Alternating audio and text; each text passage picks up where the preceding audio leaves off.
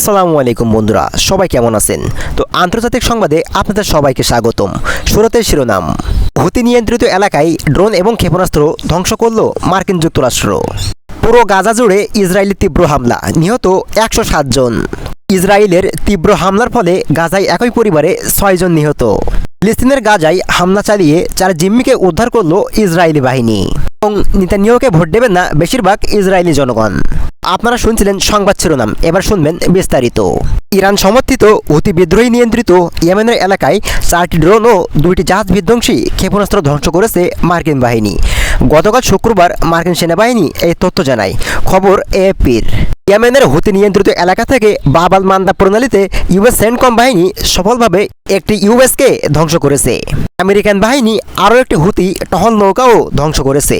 এদিকে হুতিরা গত ২৪ ঘন্টার মধ্যে লোহিত সাগরে ৪টি অ্যান্টিশিপ ব্যালিস্টিক ক্ষেপণাস্ত্র নিক্ষেপ করেছে।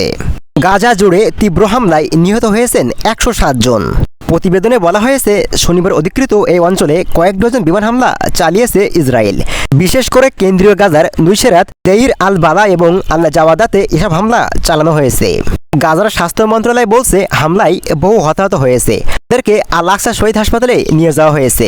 হতাহতদের বেশিরভাগের মধ্যেই নারী এবং শিশু। মন্ত্রণালয়ের পক্ষ থেকে আরও বলা হয়, কয়েক ডজন হতাহত ফ্লোরে শুয়ে আছে এবং মেডিকেল কর্মীরা তাদের বাঁচানোর চেষ্টা চালাচ্ছে।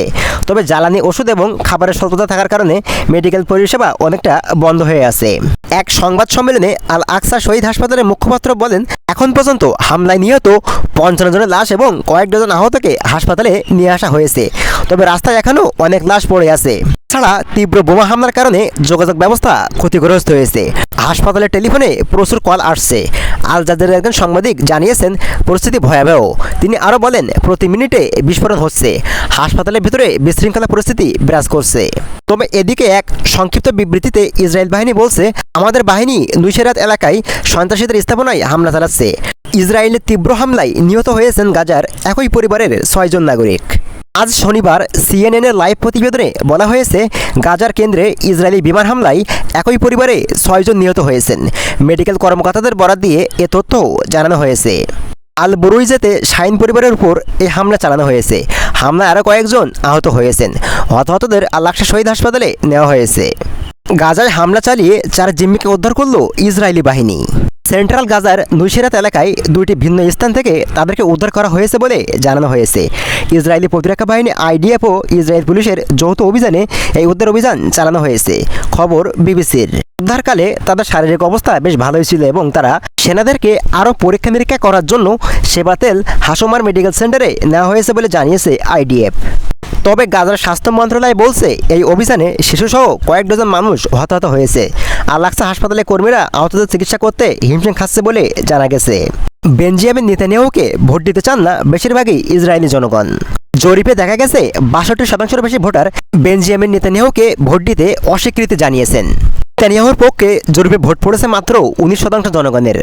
আর বাকি ১৯% মানুষ এখনও পর্যন্ত কোনো সিদ্ধান্ত নেয়নি।